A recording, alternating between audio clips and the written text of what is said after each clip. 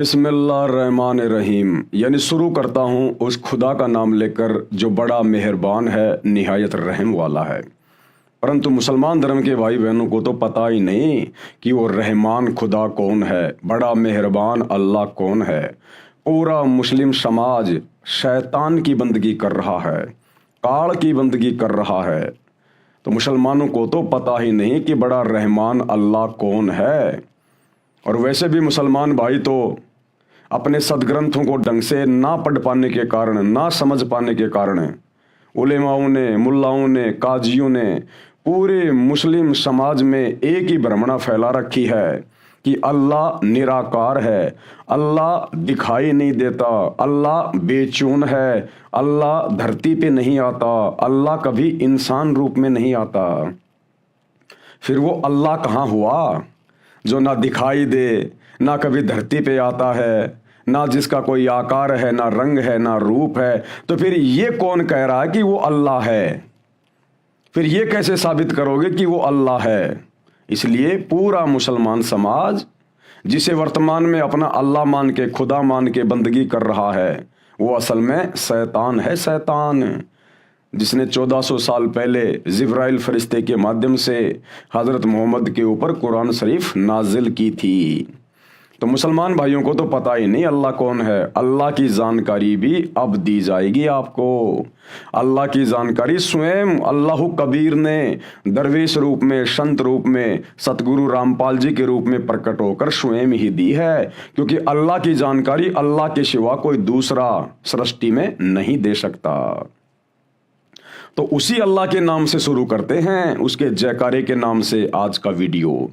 बिस्मिल्लाहिर्रहमानिर्रहीम। परमपिता परमेश्वर, सारी सृष्टि के रचनहार, कुल मालिक, असंख्य ब्रह्मांडों के स्वामी, जगत गुरु, तीनों लोकों में प्रवेश करके सबका भरण पोषण करने वाले, राजाधिराज, आत्माधार, नाथों के नाथ, देवों के देव, महादेव, सर्वेश्वर, महेश्वर, मृत्युंजय, अजरो अमर, आदि अनादि, सनातनी प्रभु, जगत पिता जगदीश्वर, श्री श्री 1008 की उपाधि के वास्तविक अधिकारी, अकाल मूर्त, सौद स्वरूपी राम वासुदेव, सर्वगतम ब्रह्म, परम पूज्य, प्रथम पूज्य, परम संत, परम पुरुष, परम धनी, परम दयालु, सत्य कबीर, हक्का कबीर, अल्लाह कबीर, अल्लाह अकबर, बाखबर, अल्लाह ताला, जगत के तारणहार, जगत के मुक्तिदाता, जगत के जगन्नाथ, हारे के सहारे, हिंदुओं के राम, मुसलमानों के अल्लाह, सिखों के वाहिगुरु, ईसाइयों के मसीह, दया के सागर दयानिधि, करुणा के सागर करुणानिधि, स्वयंभू परिभू, संकट मोचन, कष्ट हरण, मंगल करण, दुख भंजन, अविगत कबीर, निर्विकार निर्विषम परमात्मा, अलय अलेख सतगुरु, आदि अनादि सतगुरु, असली मर्यादा पुरुषोत्तम, असली राम, असली कृष्ण, असली घनश्याम, असली मुरारी, राजाओं के राजा, महाराजाओं के महाराजा, शहंशाहों के शहंशाह, सम्राटों के सम्राट, भगवानों के भगवान, अल्लाहों के अल्लाह, प्रभुओं के प्रभु, मसीहाओं के मसीह, सच्चे वाहिगुरु, बाबाओं के बाबा, पीरों के पीर, सेठों के सेठ, जगत सेठ, सावड़सा सेठ, सर्वगुण संपन्न, अनंत कोटि कलाओं के स्वामी, अनंत कोटि ब्रह्मांडों के नायक, योगियों में महायोगी, ध्यानियों में महाध्यानी, सिद्धों में परम सिद्ध, ज्ञानियों में तत्व ज्ञानी, ब्रह्म ज्ञानी, महाज्ञानी, परम ज्ञानी, सर्वश्रेष्ठ ज्ञानी, विज्ञानी, युवा कबीर, समृद्ध कबीर, असमवाद, अमित ओझा, सच्चे रहनुमा, करीम अल्लाह, सुभान अल्लाह, दुनिया के अंतिम पैगंबर, 8 सितंबर 1951 से गांव धनाना, जिला सोनीपत, हरियाणा, भारतवर्ष की पावन भूमि पे प्रकट रियल कल की भगवान श्री नारायण साकार हरि, श्री बाबा साहेब, नूर अनंत परमात्मा, सच्चे दरवेश, सच्चे मसीहा, संत शिरोमणि सतगुरु रामपाल जी परमेश्वर जी के चरण कमल में लाइव वीडियो देख रहे आप और हम सभी भाई बहनों का अनंत कोटि दंडवत प्रणाम।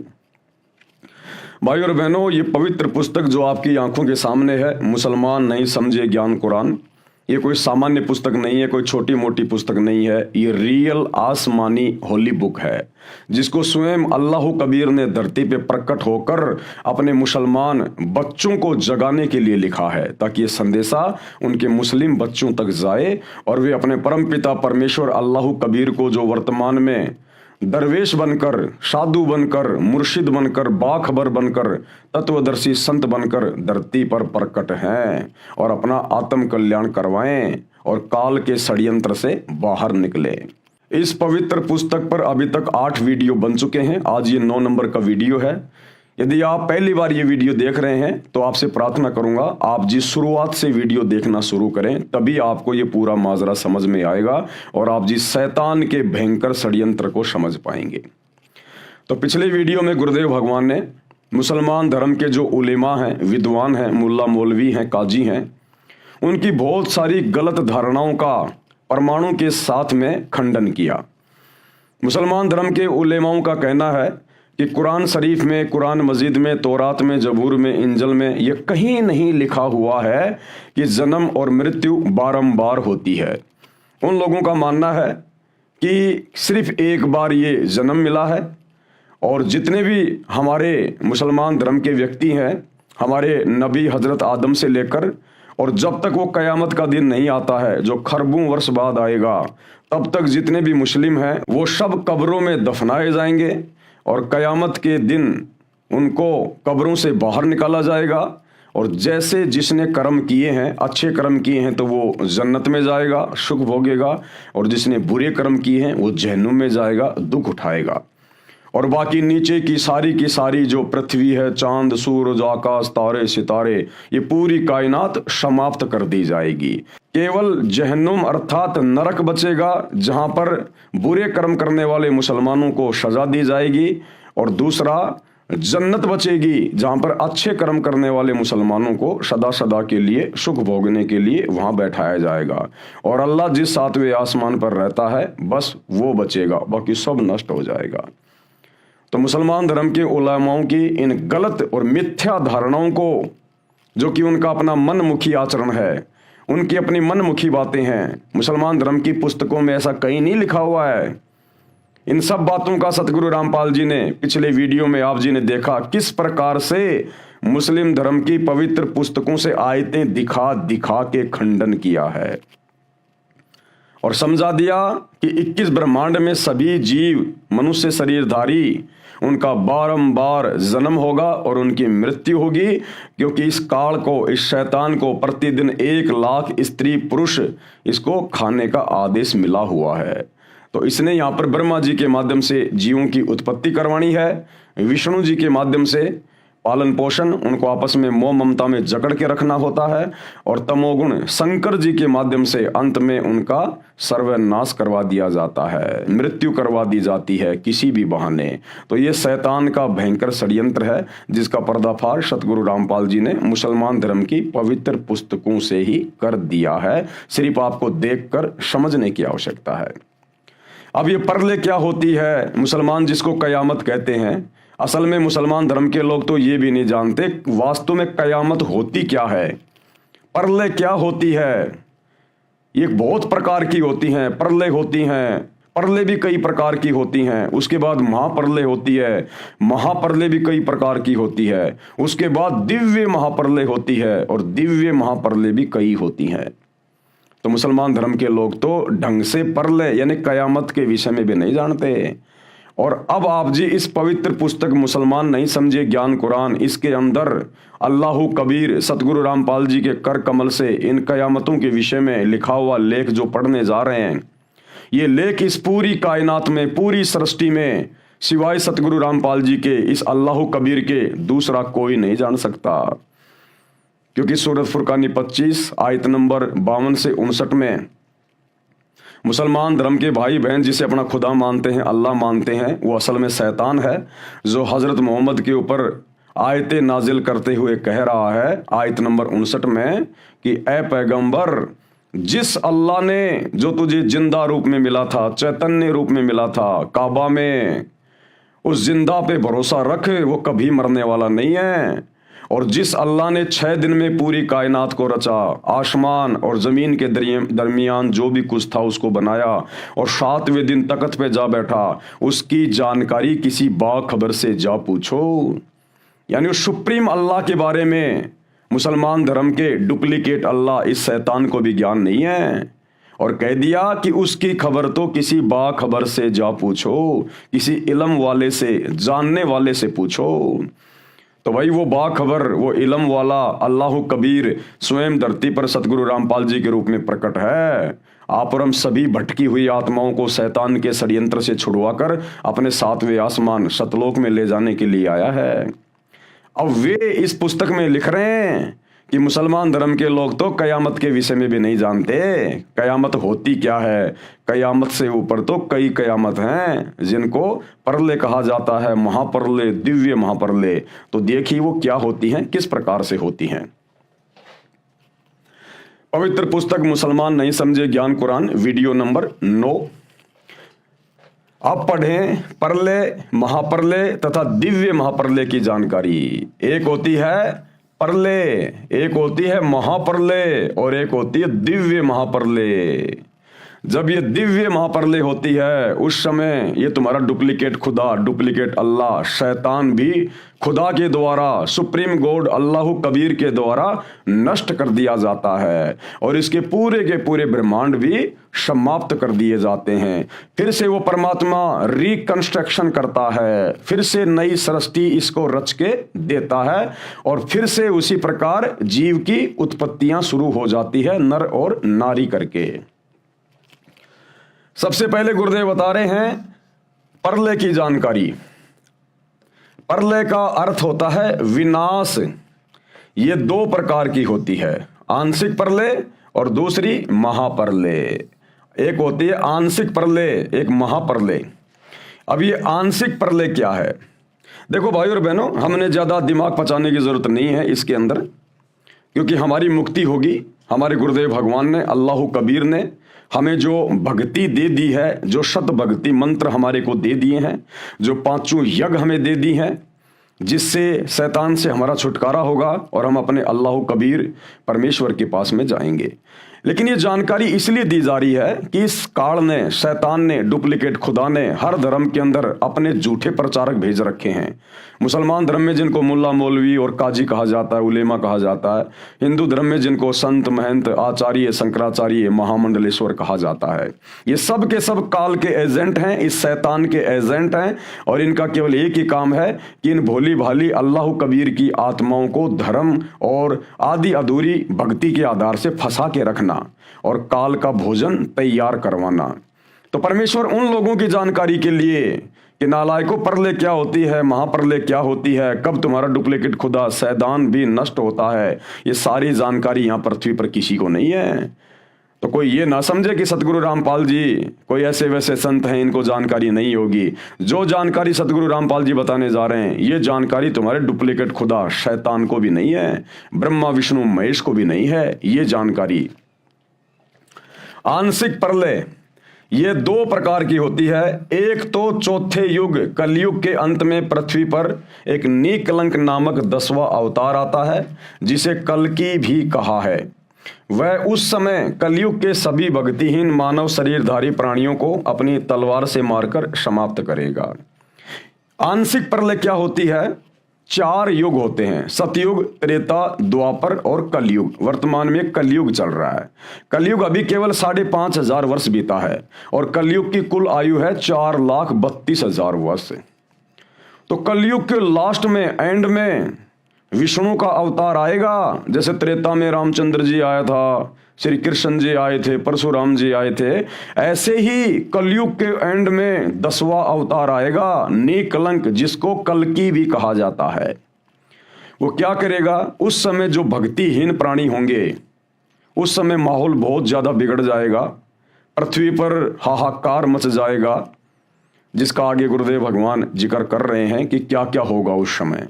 तो उस समय वो विष्णु का अवतार आएगा कल्कि, लाखों साल बाद, और वो भक्तिहीन प्राणियों को घास की तरह काटेगा, घास की तरह। और जो अच्छी आत्मा होंगी वही बचेंगी, बाकी सबको वो मारेगा, सबको समाप्त करेगा। और उसके बाद में इस पृथ्वी की दोबारा से रिकंस्ट्रक्शन की जाएगी। पूरी पृथ्वी के ऊपर फिर जल ही जल हो जाएगा, जल ही जल। पूरी पृथ्वी एक बार फिर से रिकंस्ट्रक्ट की जाएगी परमेश्वर के द्वारा। उसको कहते हैं आंशिक परलय। ये दो प्रकार की होती है। एक तो चौथे युग कलयुग के अंत में पृथ्वी पर एक नीकलंक नामक 10वां अवतार आता है, जिसे कल्कि भी कहा है। वह उस समय कलयुग के सभी भक्तिहीन मानव शरीरधारी प्राणियों को अपनी तलवार से मारकर समाप्त करेगा। उस समय मानव यानी मनुष्य स्त्री पुरुष की उम्र 20 वर्ष की होगी। ये लाखों साल बाद की बातें हैं, लाखों साल। कलयुग के एंड में क्या होगा वो बता रहे हैं गुरुदेव। उस समय इंसान की उम्र स्त्री और पुरुष की केवल 20 साल की हो जाएगी, और 15 साल की उम्र में तो बच्चे उच्चे पैदा करके बूढ़ा होके आदमी मर भी लिया करेगा। 5 वर्ष की आयु में लड़की बच्चे पैदा करने लग जाएगी, क्योंकि टोटल उम्र उस समय 20 साल की होगी। जैसे वर्तमान में कलयुग में इंसान की उम्र है 100 साल, परंतु 100 साल तो कोई इक्का दुक्का पहुंचता है, बाकी 70-80 90 तक लोग मर जाते हैं। उस समय मानव की उम्र 20 वर्ष की होगी तथा 5 वर्ष खंड लैस होगी। 20 साल उम्र होगी, लेकिन 15 साल में ही काम तमाम हो जाया करेगा। अर्थात 15 वर्ष में सब बालक जवान बूढ़े होकर मर जाया करेंगे। 5 वर्षीय लड़की बच्चों को जन्म दिया करेगी। मानव का कद लगभग 1.5 या 2.5 फुट का होगा। उस समय इतने भूकंप आया करेंगे कि पृथ्वी पर 4 फुट ऊंचे मकान भी नहीं बना पाया करेंगे। सभी मानव धरती में बिल खोद कर रहा करेंगे, चूहे की तरह बिल खोद के रहा करेंगे। पृथ्वी उपजाऊ नहीं रहेगी। 3 हाथ यानी लगभग 4.5 फुट नीचे तक जमीन का उपजाऊ तत्व समाप्त हो जाएगा। कोई फलदार वृक्ष नहीं होगा तथा पीपल के पेड़ को पत्ते नहीं लगेंगे। सभी मनुष्य स्त्री व पुरुष मांसाहारी होंगे। आपसी व्यवहार बहुत घटिया होगा। रीछों की सवारी किया करेंगे। रीछ उस समय का अच्छा वाहन होगा। पर्यावरण दूषित होने से वर्षा होनी बंद हो जाएगी। जैसे ओस पड़ती है ऐसे वर्षा हुआ करेगी। गंगा जमुना आदि नदियां भी सूख जाएंगी। ये कलयुग का अंत होगा। उस समय प्रलय, पृथ्वी पर पानी ही पानी होगी। यह है आंशिक प्रलय। उस समय पूरी पृथ्वी के ऊपर सैकड़ों फुट पानी हो जाएगा, सैकड़ों फुट पानी। और दोबारा से पृथ्वी का जो उपजाऊ जो तत्व है, जो 4.5 फुट नीचे तक चला जाएगा। आप देख लो आज किस प्रकार से यूरिया डाला जा रहा है, किस प्रकार से पेस्टिसाइड्स का यूज किया जा रहा है, केमिकल का यूज हो रहा है। फैक्ट्रियों में किस प्रकार से केमिकल उत्पन्न होता है, कहाँ कहाँ यूज हो रहा है। तो पृथ्वी का उपजाऊपन भी नष्ट हो जाएगा 4.5 फुट तक। तो उस समय फसल तो पैदा होगी नहीं, इसलिए सब लोग मांसाहारी होंगे, मांस खाया करेंगे। और 1.5 से 2.5 फुट की इंसान की हाइट हो जाएगी। और इतने भूकंप आएंगे उस समय, क्योंकि भाई और बहनों ये जो सृष्टि है काल की, ये पाप और पुण्य के आधार से चलती है। लेकिन लोग इन बातों से अनभिज्ञ हैं। देखो, एक इंसान है रोड पे खड़ा होकर भीख मांग रहा है तो वो भी इंसान ही है। और एक इंसान देश का प्रधानमंत्री बन के सारी सुख सुविधा भोग रहा है। तो दोनों इंसानों में इतना अंतर क्यों? सिर्फ पाप और पुण्य का, भक्ति का। कबीरा सब जग निर्धना, धनवंता ना कोय, धनवंता सो जानिए जिसके पास राम नाम धन होए। तो जो आज भिखारी बन के रोड पे दिए बाबा 1-1 रुपए के लिए जो सारा दिन धूप में खड़ा रहता है ना, है वो भी इंसान ही। लेकिन वर्तमान में उसके पास में भक्ति नहीं है, उसके पास में पुण्य नहीं है, केवल उसके पाप कर्म बचे हुए हैं। कभी किसी मानव जन्म में उसने पहले दान पुण्य नहीं किया, भक्ति नहीं करी। आत्मा चार्ज होती है भक्ति से, भक्ति से चार्ज होती है, भक्ति से बनते पुण्य। तो वो उसने किसी मनुष्य जन्म में किए नहीं, अब की बार उसके हाथ कुछ लगा नहीं। भिखारी बन के सारा दिन रोड पे दिए बाबा, कोई 1 रुपया दिखाता है, कोई 2 रुपया दिखाता है। और दूसरा व्यक्ति देश का राजा बन के, मंत्री, प्रधानमंत्री, राष्ट्रपति बन के, बड़ा बड़ा उद्योगपति बन के ऐशो आराम कर रहा है। क्यों? क्योंकि जब कभी उसका पहले मनुष्य जन्म था, उसने भक्ति भी की, उसने दान पुण्य भी किया, संतों के सत्संग भी सुने और उनकी शरण में भी था, जिस कारण से उसकी बैटरी चार्ज है, उसके पास में भक्ति धन है, उसके पास में पुण्य है। और उन्हीं पुण्यों की बदौलत आज वो अच्छी पोस्ट पे है। तो कलयुग के एंड में भक्ति कोई करेगा नहीं, भक्ति यहां रहेगी नहीं। और माहौल इतना भयंकर तरीके से बिगड़ जाएगा कि आपस में व्यवहार भी एक दूसरे के प्रति अच्छा नहीं होगा। कोई भी स्त्री पतिव्रता नहीं होगी। ना जाने कितने कितने उनके यार दोस्त होंगे, कितने कितने लोगों के साथ में वो शारीरिक मिलन किया करेंगे। कोई पतिव्रता नहीं रहेगा, ना स्त्री ना पुरुष, और फसल उपजेगी नहीं, क्योंकि पाप के कारण धरती पे अनाज भी उत्पन्न होगा नहीं। उनको कठिनाइयाँ भोगनी पड़ेंगी, वो कष्ट भोगने पड़ेंगे उनको, जिस कारण से मांस खाया करेंगे, मांस सब मांसाहारी हो जाएंगे। और इतने भूकंप आएंगे, इतने भूकंप आएंगे, कोई 4 फुट का मकान बनाकर भी नहीं रह पाएगा, 4 फुट का मकान बनाकर भी। इसलिए जमीन में बिल खोद के रहेंगे।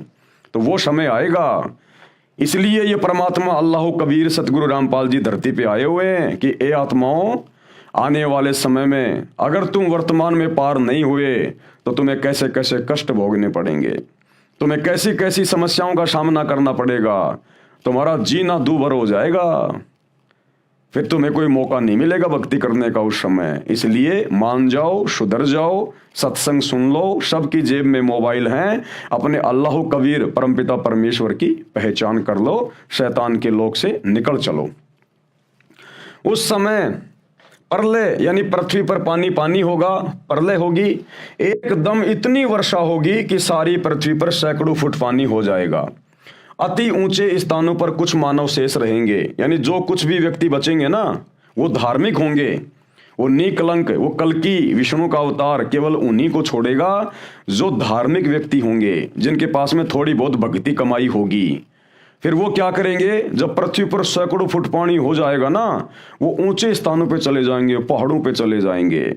फिर जमीन पर जो सैकड़ों फुट पानी हो जाएगा, धीरे धीरे वो पानी जमीन के अंदर जाएगा और जमीन के अंदर से जो केमिकल है उसको बाहर निकालेगा, और फिर सूर्य की गर्मी से वो केमिकल सूखेगा, वो पानी सूखेगा। फिर पूरी पृथ्वी पर वन ही वन होंगे, पेड़ ही पेड़ होंगे, जिस कारण से फिर से पृथ्वी उपजाऊ बनेगी, बढ़िया वातावरण होगा। पानी सैकड़ों वर्षों में सूखेगा, फिर सारी पृथ्वी पर जंगल उग जाएगा, पृथ्वी फिर से उपजाऊ हो जाएगी। जंगल यानी पेड़ों की अधिकता से पर्यावरण फिर शुद्ध हो जाएगा। कुछ व्यक्ति जो भक्ति युक्त होंगे ऊंचे स्थानों पर बचे रह जाएंगे, उनके संतान होगी, वह बहुत ऊंचे कद की होंगी। यानी जो व्यक्ति अंत में जो 1.5 फुट के 2-2 फुट के जो बचेंगे, जो पहाड़ों के ऊपर रहा करेंगे, फिर उसके बाद उनके जो संतान हुआ करेगी, वो बढ़िया वातावरण होने से पृथ्वी पर जंगल ही जंगल हो जाएंगे, पृथ्वी का उपजाऊपन फिर से ठीक हो जाएगा।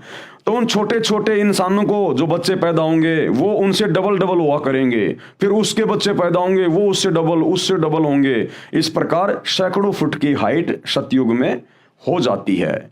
फिर वो दोबारा से सतयुग शुरू हो जाएगा। चूंकि वायुमंडल में वातावरण की शुद्धता होने से शरीर अधिक स्वस्थ हो जाएगा। माता पिता छोटे कद के होंगे और बच्चे ऊंचे कद यानी शरीर के होंगे। कुछ समय पश्चात माता पिता और बच्चों का युवा अवस्था में कद समान हो जाएगा। उस समय वातावरण पूर्ण रूप से शुद्ध होगा। इस प्रकार यह सतयुग का प्रारंभ होगा और फिर सतयुग का प्रारंभ हो जाएगा। यह पृथ्वी पर आंशिक प्रलय ज्योति निरंजन यानी काल, ये शैतान के द्वारा की जाती है। अब दूसरी आंशिक प्रलय क्या है? दूसरी आंशिक प्रलय 1000 चतुर्युग पश्चात होती है। दूसरी आंशिक प्रलय होती है वो 1000 चतुर्युग के बाद होती है। पहली आंशिक प्रलय तो हुई चौथे युग के पश्चात। सतयुग, त्रेता, द्वापर और वर्तमान में चल रहा है कलयुग, इसके एंड में होगी। दूसरी आंशिक प्रलय वो कब होगी? वो 1000 चतुर्युग के बाद, क्योंकि जो ब्रह्मा जी हैं, इस काल का बेटा, शैतान का जो बेटा है ब्रह्मा, इस ब्रह्मा का एक दिन इतना लंबा है, कितना? 1008 चतुर्युग का ब्रह्मा जी का एक दिन है।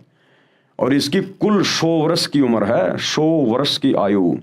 और इसका एक दिन कितना लंबा है? 1008 चतुर्युग का। और 1008 चतुर्युग की ही इसकी रात्रि होती है।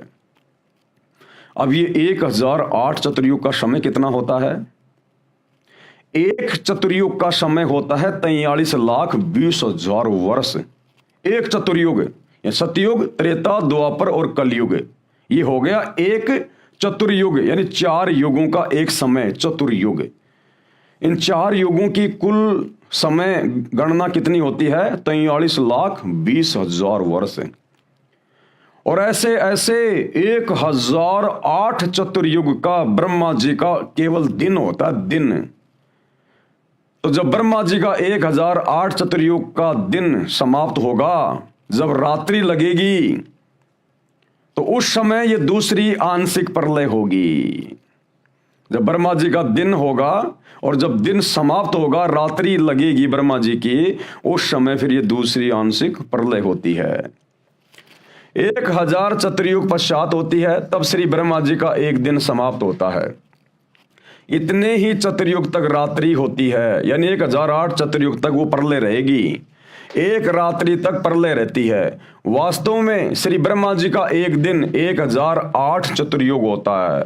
एक ब्रह्मा जी के दिन में 14 इंद्रों का शासन काल पूरा होता है। इंद्र देवताओं का राजा, एक ब्रह्मा जी के एक दिन में, ब्रह्मा जी के एक दिन में 14 इंद्र अपना शासन पूरा करके गधे की योनि में चले जाते हैं।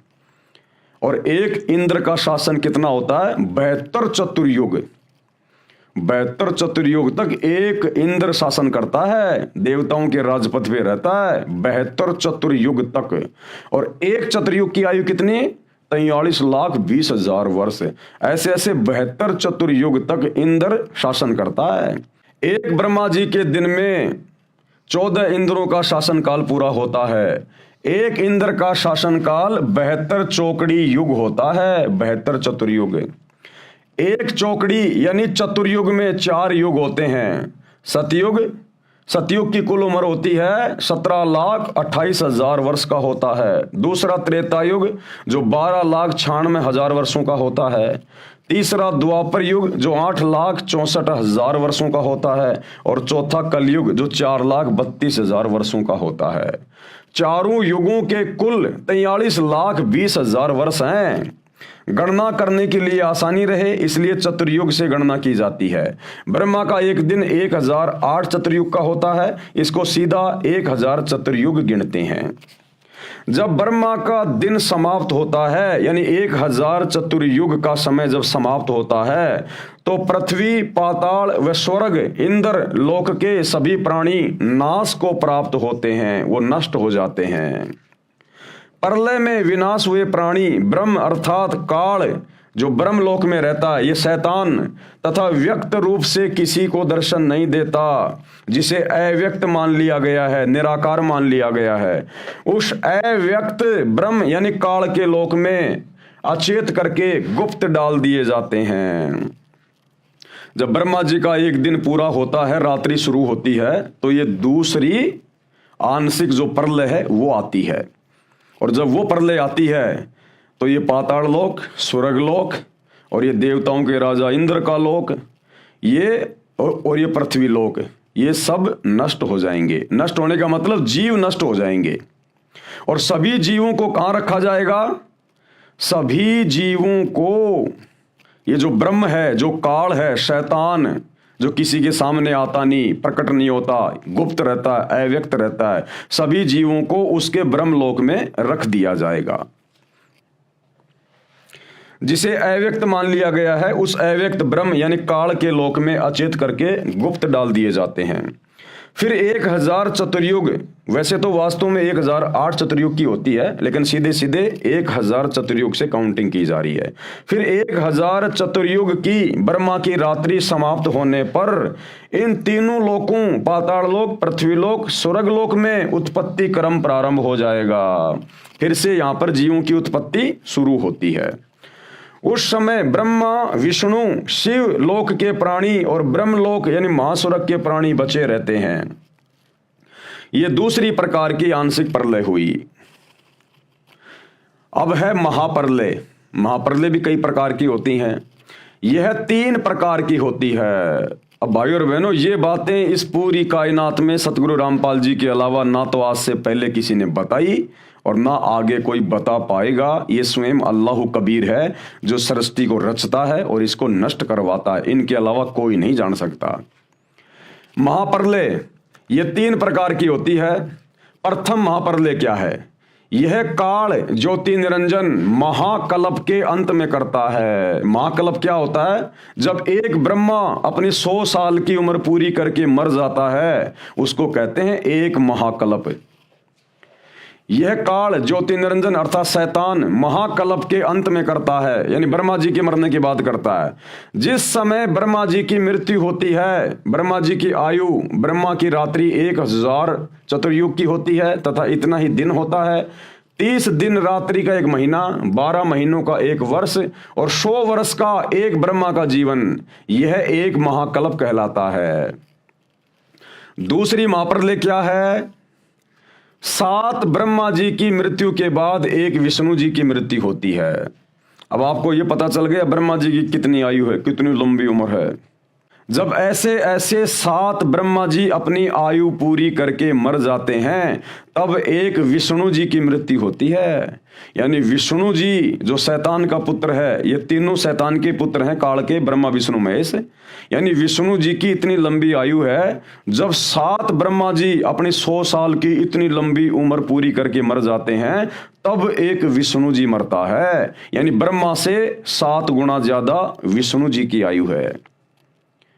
और जब ऐसे ऐसे 7 विष्णु मर जाएंगे, तब एक शंकर जी मरता है। यानी शंकर की आयु विष्णु जी से भी 7 गुना ज्यादा है।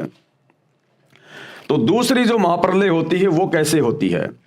7 ब्रह्मा जी की मृत्यु के बाद एक विष्णु जी की मृत्यु होती है। 7 विष्णु जी की मृत्यु के उपरांत एक शिव जी की मृत्यु होती है। इसे दिव्य महाकल्प कहते हैं, दिव्य महाकल्प। उसमें ब्रह्मा विष्णु शिव सहित इनके लोकों के प्राणी तथा स्वर्गलोक, पाताल लोक और मृत्युलोक आदि में अन्य रचना तथा उनके प्राणी नष्ट हो जाते हैं। उस समय केवल ब्रह्मलोक बसता है, जिसमें यह काल भगवान ज्योति निरंजन शैतान तथा दुर्गा 3 रूपों में, महाब्रह्मा रूप में, महासावित्री रूप में और महाविष्णु, महालक्ष्मी और महाशंकर, महादेवी, पार्वती के रूप में 3 लोक बनाकर रहता है। इसी ब्रह्मलोक में एक महास्वर्ग बना है, उसमें चौथी मुक्ति प्राप्त प्राणी रहते हैं, जैसे मार्कंडे, रूमी ऋषि जैसी आत्मा जो चौथी मुक्ति प्राप्त है, जिन्हें ब्रह्मलीन कहा जाता है। वे यहाँ के तीनों लोकों के साधकों की दिव्य दृष्टि की समता से बाहर होते हैं। स्वर्ग, मृत्यु व पाताल लोकों के ऋषि उन्हें देख नहीं पाते, इसलिए ब्रह्मलीन मान लेते हैं, परंतु वे ब्रह्मलोक में बने महास्वर्ग में चले जाते हैं। फिर दिव्य महाकल्प के आरंभ में काल, ये ज्योति निरंजन शैतान, ये भगवान ब्रह्मलोक से नीचे की सृष्टि फिर से रचता है। काल भगवान अपनी प्रकृति यानी माया आदि भवानी, जो इसकी पत्नी है ये दुर्गा, जिसको प्रकृति भी कहते हैं, माया भी कहते हैं, आदि भवानी भी कहते हैं, महासावित्री, महालक्ष्मी व महादेवी गौरी के साथ रति कर्म से यानी पति पत्नी मिलन से अपने 3 पुत्रों रजगुण ब्रह्मा, सतगुण विष्णु, तमगुण शिव को उत्पन्न करता है। ये काल भगवान उन्हें अपनी शक्ति से अचेत अवस्था में कर देता है। तीनों ब्रह्मा विष्णु महेश को अपनी पत्नी दुर्गा से पैदा करके उनको कोमा में रखता है। फिर तीनों को भिन्न भिन्न स्थानों पर, जैसे ब्रह्मा जी को कमल के फूल पर, विष्णु जी को समुद्र में शेषनाग की सैया पर और शिव जी को कैलाश पर्वत पर रखता है। तीनों को बारी बारी सचेत कर देता है। उन्हें प्रकृति दुर्गा के माध्यम से सागर मंथन का आदेश होता है। तब यह महामाया यानी मूल प्रकृति शेरावाली ये दुर्गा अपने 3 रूप बनाकर सागर में छुपा देती है। 3 लड़कियों यानी जवान देवियों को प्रकट करती है। तीनों बच्चे ब्रह्मा विष्णु शिव इन्हीं तीनों देवियों से विवाह करते हैं। अपने तीनों पुत्रों को 3 विभाग उत्पत्ति का कार्य ब्रह्मा जी को कि बेटा तू इन जीवों के अंदर रजोगुण के प्रभाव से संतान उत्पन्न करने की प्रेरणा कर। तो जो उत्पत्ति का, जो क्रिएशन का जो डिपार्टमेंट होता है वो ब्रह्मा जी को दे दिया जाता है। वह स्थिति यानी पालन पोषण का कार्य विष्णु जी को तथा संहार यानी मारने का कार्य शिव जी को देता है, जिससे ये काल ब्रह्म शैतान की सृष्टि फिर से शुरू हो जाती है, जिसका वर्णन पवित्र पुराणों में भी है, जैसे शिव महापुराण, ब्रह्म महापुराण, विष्णु महापुराण, महाभारत, शुक सागर, देवी भागवत महापुराण में विस्तृत वर्णन किया गया है। और गीता जी के 14वें अध्याय के श्लोक 3 से 5 में संक्षिप्त रूप से कहा गया है। अब तीसरी महाप्रलय क्या है? तीसरी महाप्रलय क्या है? एक ब्रह्मांड में 70,000 बार त्रिलोकीय शिव यानी काल के तमोगुण पुत्र की मृत्यु हो जाती है, तब एक ब्रह्मांड की प्रलय होती है। यानी ब्रह्मा जी से 7 गुना ज्यादा आयु विष्णु जी की, विष्णु जी से 7 गुना ज्यादा आयु शंकर जी की यानी शिव की। और जब ऐसे ऐसे 70,000 शिव जन्मते और मर लेते हैं, उसके बाद फिर ये तीसरी महाप्रलय होती है। तथा ब्रह्मलोक में तीनों स्थानों पर रहने वाला काल महाशिव अपना महाशिव वाला शरीर भी त्याग देता है। इस प्रकार यह एक ब्रह्मांड की प्रलय अर्थात तीसरी महाप्रलय हुई। तथा उस समय एक ब्रह्मलोकीय शिव यानी काल की मृत्यु हुई तथा 70,000 त्रिलोकीय शिव काल के पुत्र की मृत्यु हुई। अर्थात एक ब्रह्मांड में बने ब्रह्मलोक सहित सर्वलोकों के प्राणी विनाश में आते हैं। इस समय को परब्रह्म अर्थात अक्षर पुरुष का एक युग कहते हैं। इस प्रकार गीता अध्याय 8 श्लोक 16 का भावार्थ समझना चाहिए। इसी प्रकार 3 दिव्य महाप्रलय होती हैं। दिव्य महाप्रलय कितनी प्रकार की होती हैं? 3 प्रकार की। अब मुसलमान धर्म के उलेमा, विद्वान, मुल्ला, मौलवी, काजी बस एक ही चीज जानते हैं, कयामत कयामत। वो कयामत को भी ढंग से नहीं जानते। अब सतगुरु रामपाल जी परमात्मा ये अल्लाह कबीर बता रहा है कैसे कैसे सृष्टि रची हुई है, कैसे कैसे ये नष्ट होती है, इनके सिवा कोई नहीं बता सकता। सौपन में भी कोई नहीं सोच सकता जो बातें सतगुरु रामपाल जी परमेश्वर जी ने आके बताई हैं सृष्टि के विषय में। इसी प्रकार 3 दिव्य महाप्रलय होती हैं। प्रथम दिव्य महाप्रलय ये क्या होती है? जब 100 ब्रह्मलोकीय शिव यानी काल ब्रह्म की मृत्यु हो जाती है, तब चारों महाब्रह्मांडों में बने 20 महाब्रह्मांडों के प्राणियों का विनाश हो जाता है। विशेषकर एक महाब्रह्मांड में ही सृष्टि रहती है। एक महाब्रह्मांड के अंदर जब प्रलय होती है, तब दूसरे महाब्रह्मांड में सृष्टि शुरू होती है। अंत में चारों महाब्रह्मांडों के 20 ब्रह्मांडों में प्रलय हो जाती है। तब चारों महाब्रह्मांडों के शुभ कर्मी प्राणियों को, हंस आत्माओं को 21वें ब्रह्मांड में बने नकली सतलोक आदि लोकों में रख देता है ये काल। तथा उसी लोक में निर्मित अन्य 4 गुप्त स्थानों पर अन्य प्राणियों को अचेत करके डाल देता है। तथा तब उसी नकली सतलोक के प्राणियों को खाकर अपनी भूख मिटाता है। तथा जो प्रतिदिन खाए प्राणियों को उसी 21वें ब्रह्मांड में बने 4 गुप्त स्थानों में अचेत करके डालता रहता है। तथा वहां पर भी ज्योति निरंजन यानी एक शैतान अपने 3 रूप महाब्रह्मा, महाविष्णु तथा महाशिव धारण कर लेता है। तथा वहां पर बने शिव रूप में अपनी जन्म मृत्यु की लीला करता रहता है, जिसे समय निश्चित रखता है। तथा 100 बार मृत्यु को प्राप्त होता है। जिस प्रकार परब्रह्म के 100 युग का समय 21वें ब्रह्मांड में पूरा हो जाता है। तत्पश्चात चारों महाब्रह्मांडों के अंदर सृष्टि रचना का कार्य प्रारंभ करता है। जिस एक सृष्टि में 100 ब्रह्मलोकीय शिव यानी काल की आयु अर्थात परब्रह्म के 100 युग तक सृष्टि रहती है। तथा इतना ही समय प्रलय रहती है अर्थात परब्रह्म के 200 युग, क्योंकि परब्रह्म के एक युग में एक ब्रह्मलोकीय शिव अर्थात काल की मृत्यु होती है। उसमें एक दिव्य महाप्रलय जो काल द्वारा की जाती है उसका कर्म पूरा होता है। ये काल अर्थात ब्रह्म प्रथम अव्यक्त कहलाता है। गीता अध्याय 7 श्लोक 24 और 25 में दूसरा अव्यक्त परब्रह्म तथा इसे भी परे तीसरा सनातन अव्यक्त जो पूर्ण ब्रह्म है। गीता अध्याय 8 श्लोक 20 का भाव समझें। अब भाई और बहनों ये बातें दिमाग के ऊपर से निकलेंगी क्योंकि बहुत ही गूढ़ ज्ञान है। इस ज्ञान को समझना इतना आसान नहीं है। इस ज्ञान को तो आप जब सतगुरु रामपाल जी की शरण में आ जाओगे और 8-10 साल तक उनके सत्संग सुनोगे ध्यान से, सृष्टि रचना को कई बार समझोगे ध्यान से, तब कहीं जाकर ये बातें थोड़ी थोड़ी हमारे जहन में आएंगी। तो यहाँ पर ये सारी बातें महाप्रलय की, दिव्य महाप्रलय की, आंशिक प्रलय की गुरुदेव भगवान केवल मुसलमान धर्म के उन प्रवक्ताओं को, उलेमाओं को उनको समझाने की दृष्टि से लिख रहे हैं कि तुम तो खाली प्रलय प्रलय प्रलय प्रलय, इससे ज्यादा तुम्हें कुछ नहीं पता। जब इस ज्ञान के अंदर जाओगे तो तुम्हारे दिमाग के तोते उड़ जाएंगे, तोते। शैतान का इतना भयंकर षड्यंत्र है। दूसरी दिव्य महाप्रलय क्या होती है? इस दिव्य महाप्रलय में ये शैतान भी नष्ट हो जाता है। इस उपरोक्त महाप्रलय के 5 बार हो जाने के पश्चात द्वितीय दिव्य महाप्रलय होती है। दूसरी दिव्य महाप्रलय परब्रह्म अविगत पुरुष अक्षर पुरुष करता है। उसमें काल ब्रह्म अर्थात ये क्षर पुरुष, ये शैतान सहित सर्व 21 ब्रह्मांडों का विनाश हो जाता है, जिसमें 3 लोक, स्वर्गलोक, मृत्युलोक, पाताल लोक, ब्रह्मा विष्णु शिव व काल ज्योति निरंजन ओकार निरंजन जिसको शैतान भी कहते हैं, तथा इनके लोकों ब्रह्मलोक अर्थात सर्व अन्य 21 ब्रह्मांडों के प्राणी नष्ट हो जाते हैं। यानी मुसलमान जिसे अपना खुदा मान रहे हैं, अल्लाह मान रहे हैं, वो शैतान और उसके सारे लोक नष्ट कर दिए जाते हैं और पर ब्रह्म के लोक में सभी जीवात्माओं को रख दिया जाता है। विशेष 7 त्रिलोकीय ब्रह्मा की मृत्यु के बाद एक त्रिलोकीय विष्णु की मृत्यु होती है, यानी 7 ब्रह्मा जी के बाद में एक विष्णु जी की मृत्यु होती है, तथा 7 विष्णु की मृत्यु के बाद एक शिव की मृत्यु होती है।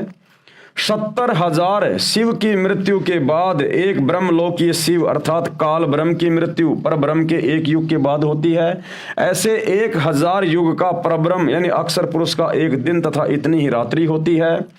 अक्षर पुरुष की रात्रि का समय शुरू होने पर प्रकृति ये दुर्गा सहित काल ज्योति निरंजन अर्थात परब्रह्म तथा इसके 21 ब्रह्मांडों के प्राणी नष्ट हो जाते हैं, तथा परब्रह्म यानी दूसरा अव्यक्त वो अक्षर पुरुष का 1000 युग का दिन समाप्त होता है। इतनी ही रात्रि व्यतीत होने के उपरांत ब्रह्म को यानी शैतान को फिर पूर्ण ब्रह्म ये कबीर परमात्मा प्रकट करता है। गीता अध्याय 8 श्लोक 17 का भाव ऐसे समझें, परंतु ब्रह्मांडों व महाब्रह्मांडों व इनमें बने लोकों की सीमा यानी गोलाकार दीवार समझो समाप्त नहीं होती।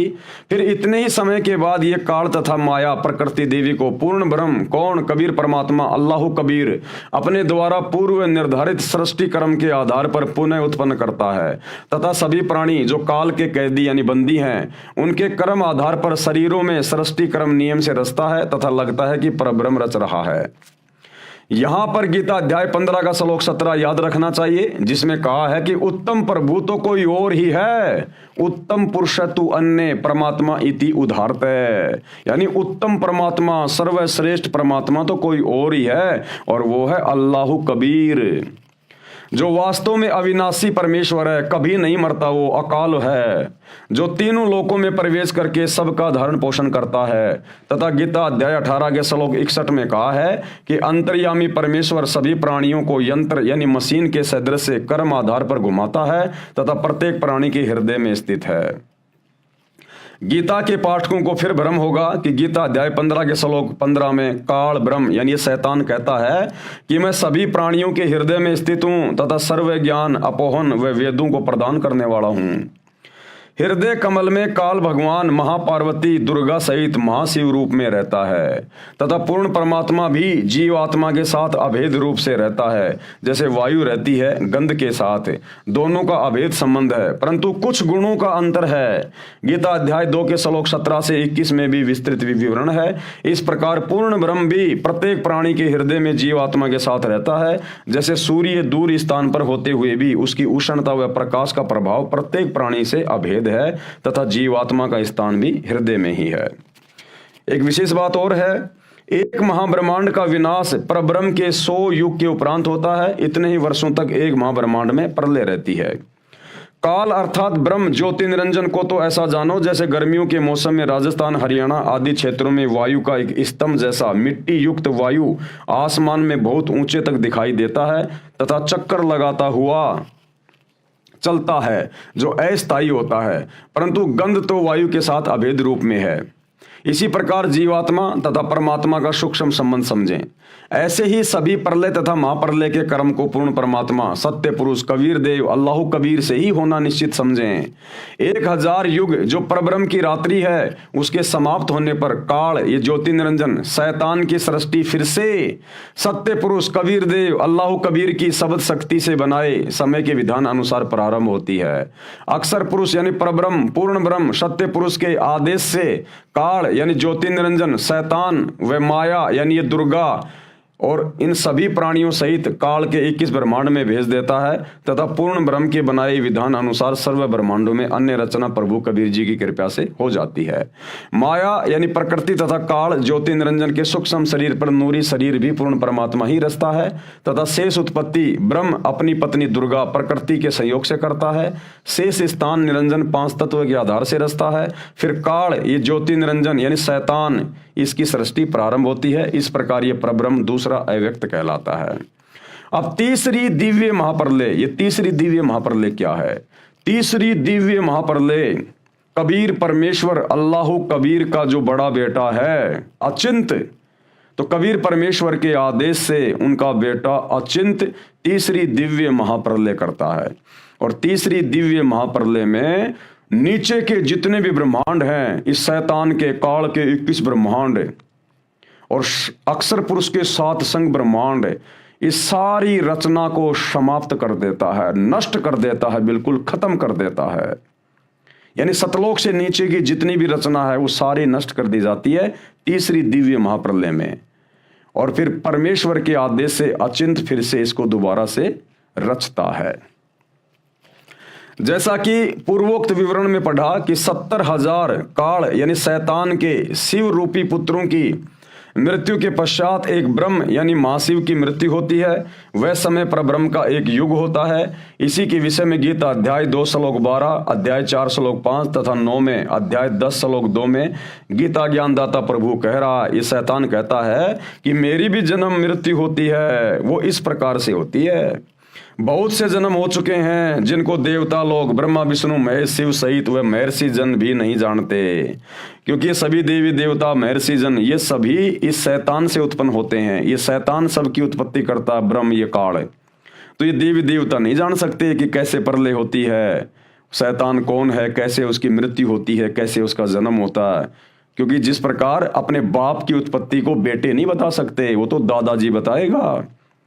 तो ये जो ब्रह्म है, जो काल है, ये ब्रह्मा विष्णु महेश का पिता है। तो ब्रह्मा विष्णु महेश अपने पिता की उत्पत्ति के बारे में नहीं जानते।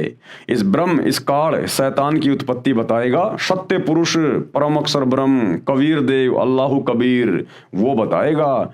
तो आज ये सारी की सारी जानकारी जो आपको दिखाई जा रही है, बताई जा रही है, ये अल्लाह कबीर सत्य पुरुष सतगुरु रामपाल जी धरती पे प्रकट हैं, जो सारी की सारी जानकारी दे रहे हैं।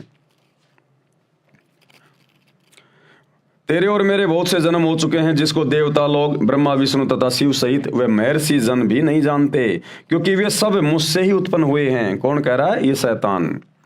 गीता अध्याय 4 श्लोक 9 में कहा है कि मेरे जन्म और कर्म दिव्य हैं। पर ब्रह्म के एक युग में काल भगवान सदाशिव वाला शरीर त्यागता है तथा पुनः अन्य ब्रह्मांड में अन्य 3 रूपों में विराजमान हो जाता है। ये लीला स्वयं करता है। पर ब्रह्म का एक दिन 1000 युग का होता है, इतनी ही रात्रि होती है। 30 दिन रात का 1 महीना, 12 महीनों का 1 वर्ष तथा 100 वर्ष की परब्रह्म यानी द्वितीय अव्यक्त अक्षर पुरुष की आयु होती है। उस समय परब्रह्म अक्षर पुरुष की मृत्यु होती है। यह तीसरी दिव्य महाप्रलय कहलाती है। तीसरी दिव्य महाप्रलय। तीसरी दिव्य महाप्रलय में सभी ब्रह्मांड तथा अंड, जिसमें ब्रह्म यानी शैतान के 21 ब्रह्मांड तथा परब्रह्म यानी अक्षर पुरुष के 7 संग ब्रह्मांड व अन्य असंख्य ब्रह्मांड नाश में आवेंगे। धुंधुकार का शंख बजेगा, सर्व अंड व ब्रह्मांड नाश में आवेंगे, परंतु वह तीसरी दिव्य महाप्रलय बहुत समय उपरांत होवेगी। वह तीसरी दिव्य महाप्रलय सत्य पुरुष यानी अल्लाह कबीर का पुत्र अचिंत अपने पिता पूर्ण ब्रह्म सत्य पुरुष की आज्ञा से सृष्टि कर्म नियम से जो पूर्ण ब्रह्म ने निर्धारित किया हुआ है करेगा और फिर सृष्टि रचना होगी। परंतु सतलोक में गए हंस दोबारा जन्म मरण में नहीं आएंगे, परंतु जो आत्माएं वर्तमान में उस अल्लाह कबीर की जो सतगुरु रामपाल जी के रूप में धरती पे प्रकट हैं, जो वर्तमान में इनकी भक्ति करके आजीवन मर्यादा में रह के अपना जन्म मरण का रोग समाप्त करवा लेंगे, सतलोक में बैठा दिए जाएंगे। इन सभी प्रलय में, महाप्रलय में, दिव्य महाप्रलय में फिर वो प्राणी उसमें कष्ट नहीं उठाएंगे, क्योंकि परमात्मा उनको सतलोक में बैठा देगा। और सतलोक का कभी भी विनाश नहीं होता है, वहां कभी कोई प्रलय महाप्रलय दिव्य महाप्रलय नहीं होती है। वो अविनाशी लोक हैं, वो शाश्वत रहेंगे, सदा सदा रहेंगे। तो क्या कह रहे हैं गुरुदेव? परंतु सतलोक में गए हंस यानी भगत दोबारा जन्म मरण में नहीं आएंगे। इस प्रकार न तो अक्षर पुरुष अर्थात पर ब्रह्म अमर है, न ये काल अर्थात शैतान ब्रह्म अमर है, न ब्रह्मा रजगुण विष्णु सतगुण और शिव तमगुण अमर है। फिर इनके पुजारी यानी इनके भगत कैसे पूर्ण मुक्ति प्राप्त कर सकते हैं? अर्थात कभी नहीं। इसलिए पूर्ण ब्रह्म की साधना करनी चाहिए। इसलिए किसकी साधना करनी चाहिए? पूर्ण ब्रह्म की। अब देखो भाई और बहनों, ये चक्कर क्या है, आपको थोड़ा सा शॉर्ट में समझाने का प्रयास करता हूं, जो मुसलमान धर्म के भाई बहन हैं। देखो, सबसे पहले है कबीर परमात्मा। सबसे पहले कौन है? एकमात्र कबीर अल्लाह। ये सबसे बड़ा भगवान है, सभी का परमात्मा है, इसी से सारी सृष्टि उत्पन्न हुई है। तो सबसे बड़ा परमात्मा है कबीर देव। ये कबीर परमात्मा सर्व सृष्टि का रचनहार, कुल मालिक, असंख्य ब्रह्मांडों का स्वामी कबीर, अल्लाह कबीर, ओरिजिनल खुदा, सुप्रीम गॉड कबीर। अब कबीर परमेश्वर ने क्या कर रखा है? कबीर परमात्मा ने 4 लोक रचे, अपने नीचे 4 लोक रचे उन्होंने। एक रच दिया उन्होंने अनामी लोक, दूसरा रच दिया उन्होंने अगम लोक, और तीसरा रच दिया उन्होंने अलख लोक, और चौथा रच दिया उन्होंने सत्यलोक। ये 4 लोक रचे परमात्मा ने। हम सभी आत्माएं पहले सतलोक में रहा करती थी, सभी जीव आत्माएं। ये शैतान भी वहीं रहा करता था, ये दुर्गा भी वहीं रहा करती थी, सब वहीं रहा करते थे। ये जब आप सृष्टि रचना सुनोगे सतगुरु रामपाल जी के मुख कमल से यूट्यूब पे, तब आपको समझ में आएगा। फिर सतलोक में वहां पर शैतान के मन में एक दोष आया कि मैं अलग से राज्य प्राप्त करना चाहता हूं। इसने वहां पर तप करना शुरू कर दिया, और तप के बदले कबीर परमात्मा ने इसको 21 ब्रह्मांड दे दिए उसी सतलोक के अंदर। सतलोक में ही एक साइड में इसको 21 ब्रह्मांड दे दिए, 21 प्लाट दे दिए कबीर परमात्मा ने, अल्लाह कबीर ने। अब इसने वहां पर एक गलती कर दी, इसने वहां पर दुर्गा के साथ में अभद्र व्यवहार किया। आपको शॉर्ट में बताया जा रहा है, पूरी जानकारी सृष्टि रचना सुनिए सतगुरु रामपाल जी के मुख कमल से। इसने दुर्गा के साथ में जबरदस्ती करनी चाहिए, शारीरिक संबंध इसने बनाने चाहे, जिस कारण से कबीर परमात्मा ने इसको अपने सतलोक से निष्कासित कर दिया। इसको 21 ब्रह्मांड दे दिए, और सतलोक से इसको 16 शंख कोश की दूरी पर यहां भेज दिया। सतलोक से इसको निष्कासित कर दिया, और इसको श्राप दे दिया कि प्रतिदिन तू 1 लाख स्त्री पुरुषों को खाएगा, उनके सूक्ष्म शरीर की वासना को तू तपतशिला पे भून भून के खाएगा। तो क्या हुआ भाई और बहनों, इस काल को परमात्मा ने इसके 21 ब्रह्मांड सहित और सतलोक से 16 संकोश की दूरी पे भेज दिया। 16 संकोश की दूरी पे, 16 संकोश की दूरी पे इसको शैतान कहते हैं। इसको बाद में इसका नाम शैतान पड़ गया। काल भी यही है, ब्रह्म भी यही है। यानी इसको सतलोक से परमात्मा ने निष्कासित कर दिया, और इसको 21 ब्रह्मांड दे दिए, पूरे के पूरे 21 ब्रह्मांड इसके विमान की तरह वहां से चल के परमात्मा की शब्द शक्ति से और यहां आ गए। अब इन्हीं 21 ब्रह्मांडों में ये शैतान डुप्लीकेट भगवान बन के बैठा है। इसको मुसलमान अपना अल्लाह समझ रहे हैं, हिंदू अपना भगवान समझ रहे हैं, और ये शैतान अपने 21 ब्रह्मांड से बाहर की जानकारी किसी को नहीं होने देता, क्योंकि जीव समझ ही नहीं पाते जानकारी सारी की सारी, क्योंकि ये सबका राजा बन के बैठा हुआ है। ये शैतान, ये ब्रह्म ज्योति निरंजन भी इसी को कहते हैं, क्षर पुरुष भी इसी को कहते हैं। अब इसने क्या किया? इसने अपनी पत्नी दुर्गा के साथ में शारीरिक संबंध बना के इसने 3 बेटे उत्पन्न किए। सबसे पहला बेटा ब्रह्मा, दूसरा बेटा विष्णु, और तीसरा बेटा ये आपका शंकर जी। 3 बेटे उत्पन्न किए इसने। अब इसको तो श्राप लग गया कि तू प्रतिदिन 1 लाख स्त्री पुरुष खाएगा, और इसको वहां से निष्कासित कर दिया। अब ये क्या करे, अपने भोजन की व्यवस्था कैसे करे ये? और इसने दुर्गा को कह दिया, दुर्गा आज के बाद मैं कभी किसी के सामने नहीं आऊंगा, मैं अपने 21वें ब्रह्मांड में रहूंगा।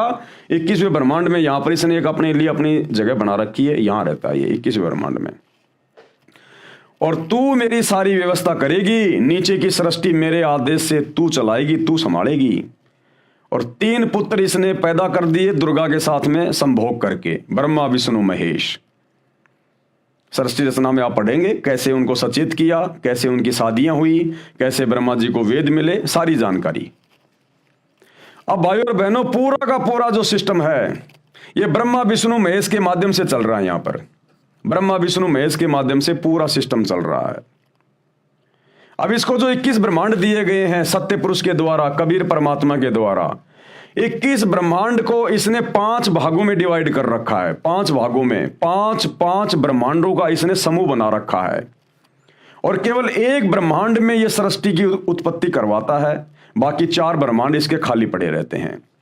तो एक ब्रह्मांड में इसने सृष्टि को चलाया हुआ है जिसमें आप और हम सभी लोग फंसे हुए हैं, और इस एक ब्रह्मांड का राजा बना दिया अपने तीनों बेटों को, ब्रह्मा विष्णु और महेश को। ब्रह्मा विष्णु महेश को इसने राजा बना रखा है, और अपनी जानकारी हम जीवों को नहीं होने देता। बाकी हम सिर्फ जीव हैं, हिंदू मुस्लिम सिख ईसाई जितने भी हैं, गधे कुत्ते सुअर, हम यहाँ जीव हैं। ये अपनी जानकारी यहाँ किसी को नहीं होने देता। अपने तीनों बेटों के माध्यम से, ब्रह्मा विष्णु महेश के माध्यम से ये अपने भोजन की व्यवस्था करवाता है। ब्रह्मा के माध्यम से रजोगुण के द्वारा बच्चे उत्पन्न करवाता है, विष्णु के द्वारा एक दूसरे में मोह ममता बनी रहती है, और शंकर जी किसी न किसी बहाने लड़ाई में, झगड़े में, बीमारी में, एक्सीडेंट में मार मार के उनको अपने बाप के पास में भेजता रहता है, यहाँ 21वें ब्रह्मांड में तपस्या पर। इन तीनों को भी नहीं पता बेचारों को कि हमारा बाप ये शैतान है, ये काल है, क्योंकि शैतान ने, काल ने उस दुर्गा को कह दिया कि मेरी जानकारी किसी को मत देना, वरना मेरे से बुरा कोई नहीं होगा। तो दुर्गा भी डरती हुई ये जानकारी इनको नहीं बताती। अब पूरा हिंदू समाज दुर्गा को कहता है दुर्गा माता, शेरा वाली माता, 16 श्रृंगार करती है। आप उनकी फोटोएं देखिए, सिंदूर भरती है, माथे पे बिंदिया लगाती हैं, 16 श्रृंगार कर रखे हैं, और सब क्या कहते हैं, दुर्गा माता, जय हो माता, जय हो माता। लेकिन ये किसी को नहीं पता कि उसका पति कौन है। अरे बिना पति के वो माता कैसे बन गई? अरे जो सुहागण औरत होती है वही तो सिंदूर लगाती है, वही तो माथे पे बिंदिया लगाएगी, 16 श्रृंगार करेगी, माता वही तो कहलाएगी। कंवारी औरत कैसे मां कहलाएगी? तो हिंदू धर्म का कोई भी आचार्य, शंकराचार्य ये नहीं बता पाता कि उस माता का पति कौन है। ये सारा भेद सतगुरु रामपाल जी ने आके खोला कि ये काल, ये शैतान उस दुर्गा का पति है। ये गुप्त रहता, किसी के सामने नहीं आता, और अपने तीनों बेटों के माध्यम से अपने भोजन की व्यवस्था करवाता है यहाँ पर इंसानों को पैदा करवा के। अब ये शैतान क्या करता है कि यहाँ के किसी भी प्राणी को जो ब्रह्मा विष्णु महेश के माध्यम से मैं उत्पन्न करवा रहा हूं, जन्म देता हूं, मारता हूं, फिर 84 लाख योनियों में जैसे वो कर्म करते हैं मनुष्य योनि में, फिर उनकी सजा देने के लिए 84 लाख योनियों में डालता है, गधा कुत्ता सुअर बनाता है, किसी को नरक में, किसी को स्वर्ग में भेजता है। इसी एक ब्रह्मांड के अंदर सारी की सारी ये प्रोसीजर है। ब्रह्मा विष्णु महेश के लोक भी यही हैं, दुर्गा का लोक भी है, बाकी देवी देवताओं के लोक वगैरह, नरक स्वर्ग वगैरह सब कुछ इस एक ब्रह्मांड के अंदर है जहां इसने सृष्टि शुरू कर रखी है। अब ब्रह्मा विष्णु महेश को भी नहीं पता कि हमारा बाप कौन है और हम क्यों ये कार्य कर रहे हैं। अगर इनको पता चल जाए तो ये काम ये करेंगे नहीं, तो ये जानकारी शैतान इनको होने नहीं देता है। अब ब्रह्मा विष्णु महेश के माध्यम से ये शैतान अपने भोजन के लिए, अपने स्वार्थ के लिए हम अल्लाह कबीर की सभी आत्माओं को भ्रम में रखता है। ये हमें आपस में बांट के रखता है, लड़ा झगड़ा के रखता है। इसी ने अपने अवतार भेजे। इस शैतान ने ब्रह्मा जी का अवतार भेज दिया बाबा आदम और मुसलमान धर्म चलवा दिया। इसी शैतान ने विष्णु जी का अवतार भेज दिया, त्रेता में श्री रामचंद्र, द्वापर में श्री कृष्ण जी भेज दिया, और शंकर जी के अवतार रूप में भेज दिया हजरत मोहम्मद को। और इसी प्रकार तीनों देवताओं के माध्यम से, और विष्णु जी के लोक से आया था आपका ये हजरत, ये ईसा मसीह, जिसने ये ईसाई समाज चला दिया। यानी इस एक ब्रह्मांड की पूरी सृष्टि जिसमें हिंदू मुसलमान सिख ईसाई दुनिया भर के धर्म जातियां इंसान बनी हुई हैं, ये सारे के सारे ब्रह्मा विष्णु महेश के माध्यम से ये शैतान हैंडल कर रहा है। और हम गधे यहां पर आपस में, मैं मुसलमान, मैं हिंदू, मेरा धर्म सबसे बड़ा, मेरी भक्ति सबसे बड़ी। और ये शैतान यही चाहता है कि मेरे तीनों बेटों के माध्यम से मैं अपने अवतार भेजता रहूं, किसी को मुसलमान धर्म में, किसी को हिंदू धर्म में, और इन मूर्खों को आपस में ये उलझा के रखें कि हमारा धर्म बड़ा, हमारी भक्ति बड़ी। और काल का बढ़िया काम चल रहा है, आपस में लड़ रहे हैं, मर रहे हैं, खस रहे हैं, और उसके भोजन की व्यवस्था हो रही है। अब भाइयों और बहनों, ये सारा का सारा षड्यंत्र समझाने के लिए ये कबीर भगवान, क्योंकि हम आत्मा इसकी हैं, और जब इसने देखा इस शैतान ने तो मेरी आत्मा को गधा कुत्ता सुअर बना दिया, नरक में ठोक रहा है, भयंकर कष्ट उठा रही है आत्मा, रो रही हैं, चीख रही हैं, चिल्ला रही हैं, तो ये दयालु परमात्मा है, ये है वो बड़ा मेहरबान रहम दिल वाला, बिस्मिल्लाह रहमान रहीम, ये है वो रहमान रहीम कबीर भगवान। तो फिर ये कबीर भगवान क्या करता है, ये आता है क्योंकि ये सर्वशक्तिमान है, ये कुछ भी कर सकता है।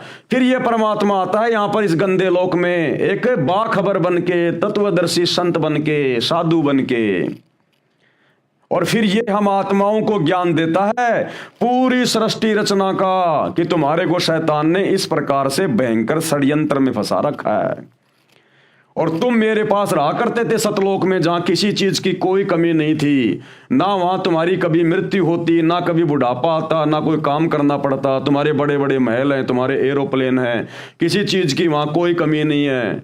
और तुम इस शैतान के चक्कर में आ गए, शैतान तुम्हारे को बैला फुसला के दुर्गा के माध्यम से यहां ले आया, और अब तुम वापस चलो, मैं तुम्हें ज्ञान देने के लिए आया हूं संत रूप में, दरवेश रूप में।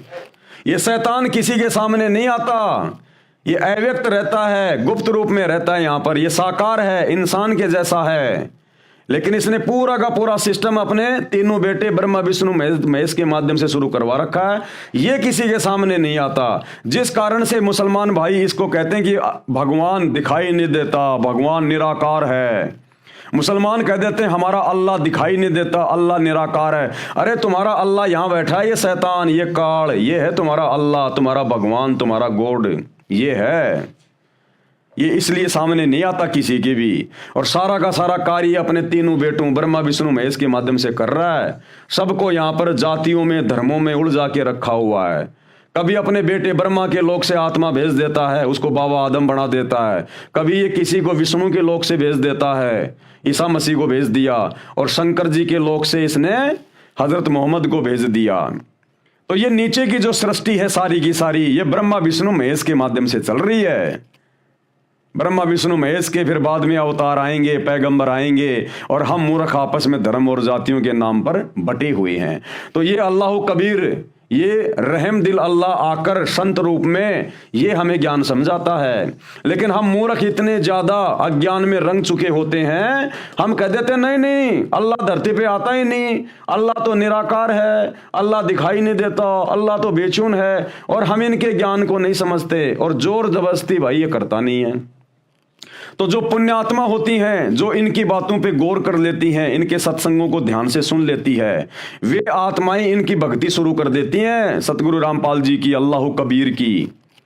और इनके पास वो भक्ति है जो आपको शैतान के षड्यंत्र से छुड़ा सकती है।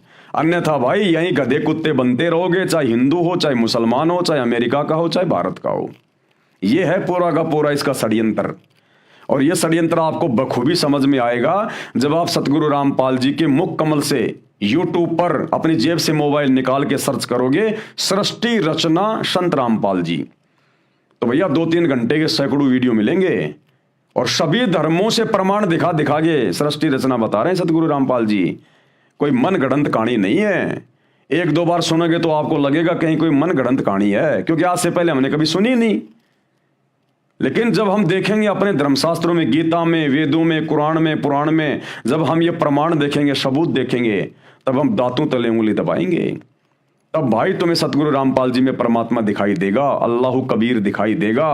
अन्यथा भाई ये शैतान है तुम्हारा अल्लाह जो गुप्त रहता है। मुसलमान जिसे अपना खुदा अल्लाह कहते हैं ना, ये है वो शैतान जिसने हजरत मोहम्मद के ऊपर कुरान शरीफ नाजिल की, हजरत मूसा के ऊपर तौरात नाजिल की, हजरत दाऊद के ऊपर इसने जबूर नाजिल की, हजरत ईसा पे इंजिल नाजिल की।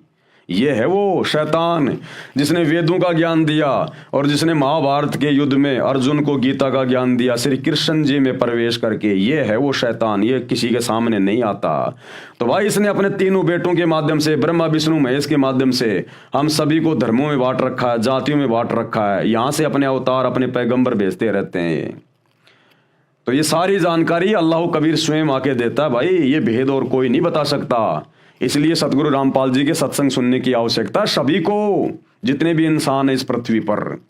अगर अपना पीछा छुड़वाना चाहते हो, तो शैतान के षड्यंत्र से बाहर निकलना चाहते हो, अन्यथा भैया महा कष्ट। तो मुसलमान धर्म के उलेमाओं खुद भी समझो, और भोली भाली आत्मा को भी समझाओ, और नरक के रास्ते से बाहर निकालो।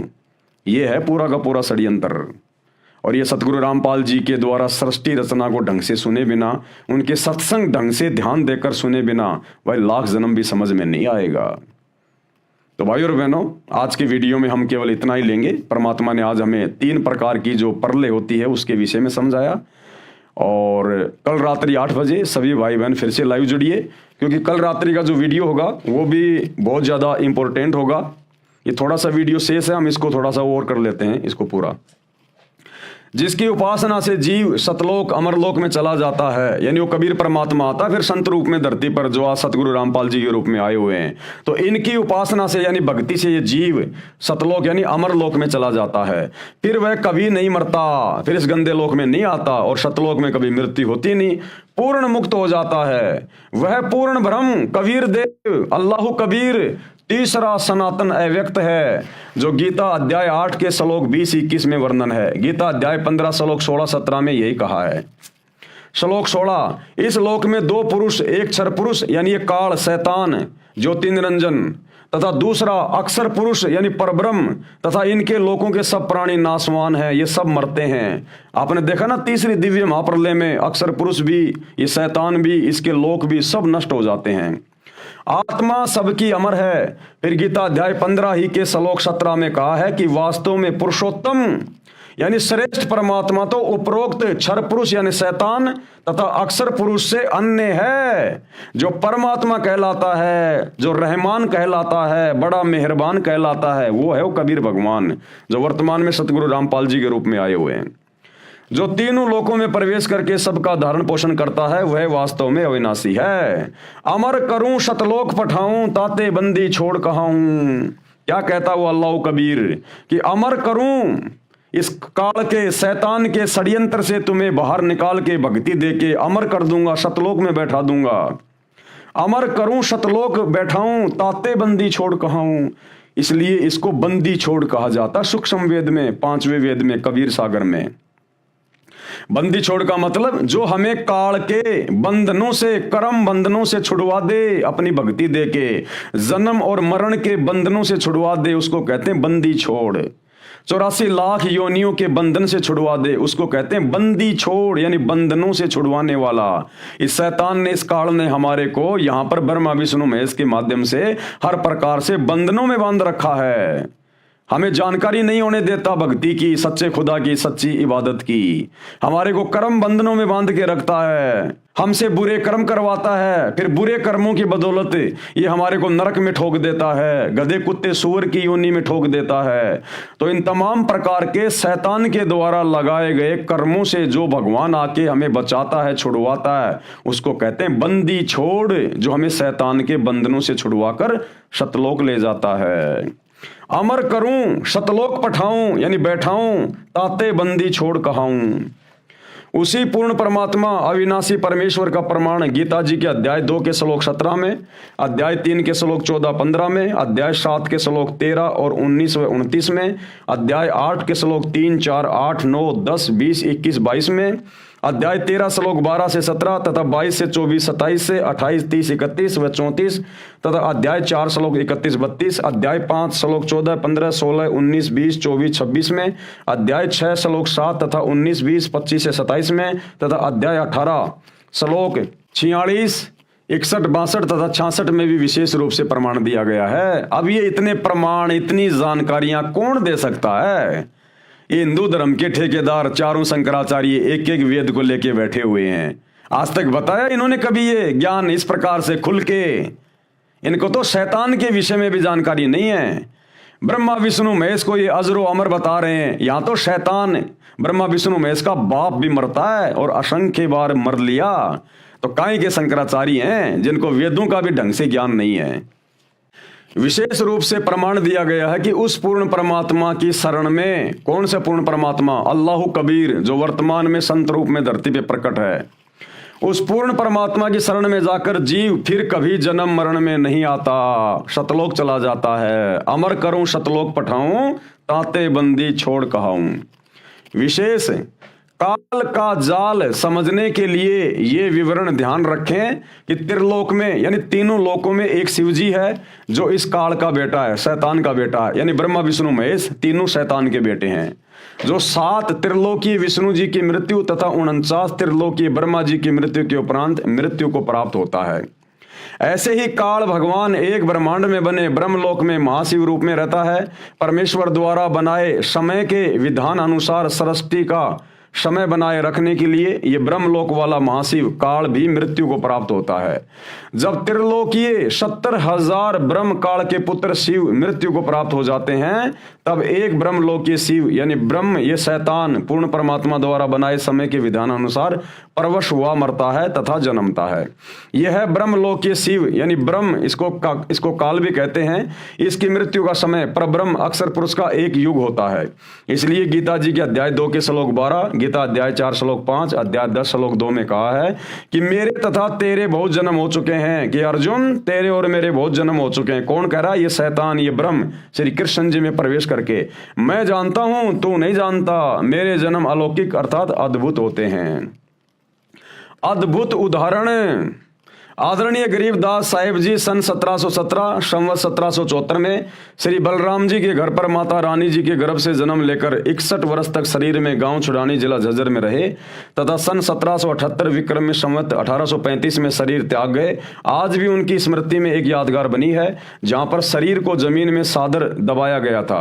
6 महीने के उपरांत वैसा ही शरीर धारण करके आदरणीय गरीबदास साहेब जी 35 वर्ष तक अपने पूर्व शरीर के शिष्य भूमड़ सैनी जी के पास शहर सहारनपुर उत्तर प्रदेश में रहकर शरीर त्याग गए। वहां पर हिंदू तथा मुसलमान दोनों उनके शिष्य हुए। वहां भी आज उनकी स्मृति में यादगार बनी है। स्थान है सहारनपुर शहर में चिलकाना रोड से कलसिया रोड निकलता है। कलसिया रोड पर आधा किलोमीटर चलकर बाईं तरफ ये अद्वितीय पवित्र यादगार विद्यमान है तथा उस पर एक शिलालेख भी लिखा है जो प्रत्येक साक्षी है। उसी के साथ में बाबा लालदास जी का भी बाड़ा बना हुआ है। तो भाइयों और बहनों, कल हम शुरू करेंगे दूसरा अध्याय। हमारा एक अध्याय इस पवित्र पुस्तक मुसलमान नहीं समझे ज्ञान कुरान, इसके ऊपर पूरा हो चुका है। कल हमारा दूसरा अध्याय शुरू होगा और दूसरा अध्याय क्या है? अल्लाह पृथ्वी पर आता है या नहीं आता है। अल्लाह वो परमेश्वर अल्लाह कबीर पृथ्वी पर आता है या नहीं आता है।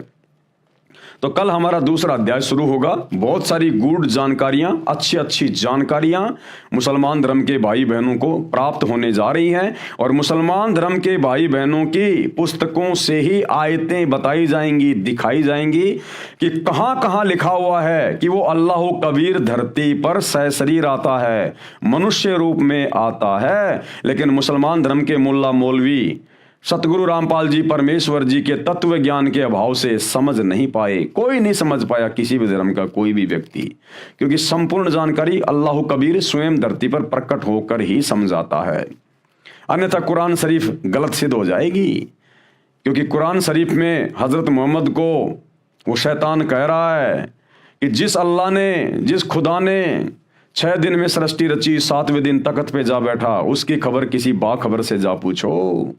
उसने भी हाथ खड़े कर लिए मुसलमानों के खुदा ने, अल्लाह ने, उस डुप्लीकेट अल्लाह ने, शैतान ने, कि भैया मैं भी नहीं जानता उस कबीर अल्लाह के बारे में पूरी जानकारी, वो किसी बाखबर से पूछो।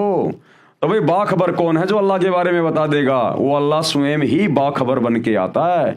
तो आज वो अल्लाह, अल्लाह कबीर रहमान अल्लाह स्वयं सतगुरु रामपाल जी के रूप में धरती पर प्रकट है, जिन्होंने अभी अभी इस पुस्तक में अपने कर कमल से इस शैतान की उत्पत्ति और इसकी मृत्यु कैसे होती है, अक्षर पुरुष की उत्पत्ति और उसकी मृत्यु कैसे होती है, ये परले क्या है, महापरले क्या है, दिव्य महापरले क्या है, जिसको आज तक कोई नहीं बताया, सतयुग से लेकर वर्तमान तक। तो ये कौन है? सोचने की बात है। थोड़ा सा दिमाग पे जोर डालो, स्वयं अल्लाह कबीर धरती पे प्रकट है। तो भाई और बहनों, आज के वीडियो में केवल इतना ही। कल रात्रि 8 बजे सभी भाई बहन फिर से लाइव जुड़िए। तब तक गुरुदेव भगवान हम सबको आज्ञा दें, इजाजत दें, सद्बुद्धि दें, आशीर्वाद दें। बंदी छोड़ अल्लाह कबीर सच्चे दरवेश सतगुरु रामपाल जी परमेश्वर जी की जय हो।